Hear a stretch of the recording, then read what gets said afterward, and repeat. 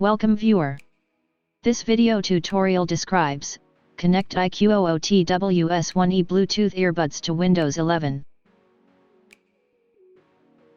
Right-click Bluetooth icon, click Add a Bluetooth device.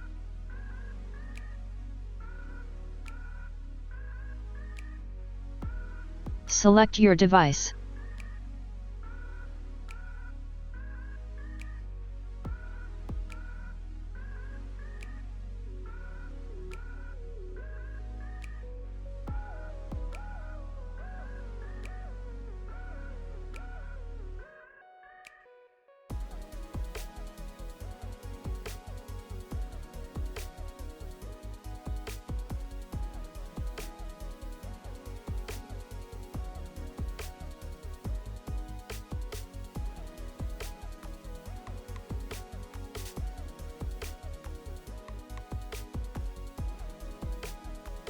Change input and output device.